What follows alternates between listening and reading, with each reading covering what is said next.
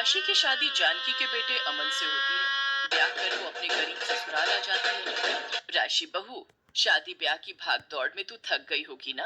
अब जा, आज रात तू निश्चिंत होकर आराम कर ले, क्योंकि असल मायने में ससुराल का सफर तो कल की तेरी पहली रसोई से ही शुरू होगा।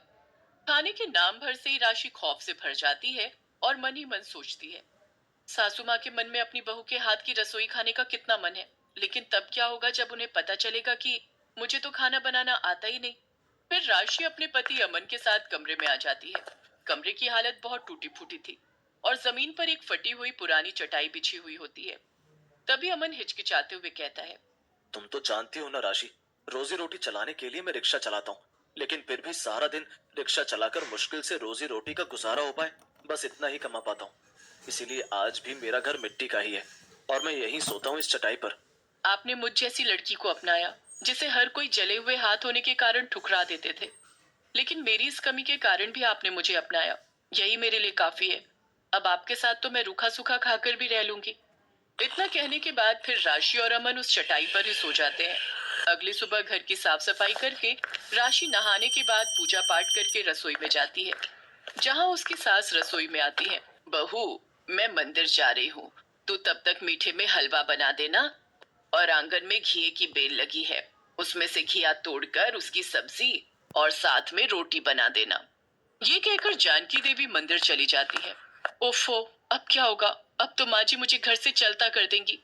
चल बेटा राशि, हो जा शुरू। माँ अन्नपूर्णा का नाम लेकर राशि रसोई में खाना बनाना शुरू कर देती है। तभी उसके दोनों हाथ बिना रुके खुद पर खुद खाना बनाने लग जाते हैं। हाँ, ये चमत्कार कैसे? मेरे हाथ खुद ब खुद खाना कैसे बना पा रहे हैं, जबकि मुझे तो जरा भी इल्म नहीं कि आखिर क्या सामान कितना डालना है। कुछ देर बाद खाना बनकर तैयार हो जाता है और उसके हाथ खुद ब खुद रुक जाते हैं। फिर जानकी भी मंदिर से लौट आती है। राशि झट से अपनी सास और पति के लिए खाना परोसती है। अरे वाह बहू, तेरे हाथों में तो क्या जादू है। तूने तो आज मन खुश कर दिया।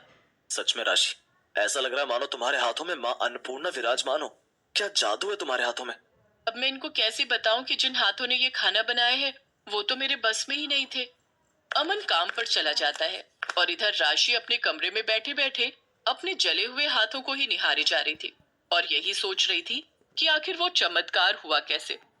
तभी एक तेज रोशनी प्रकट होती है और राशि की मरी हुई माँ उसके सामने प्रकट होती है।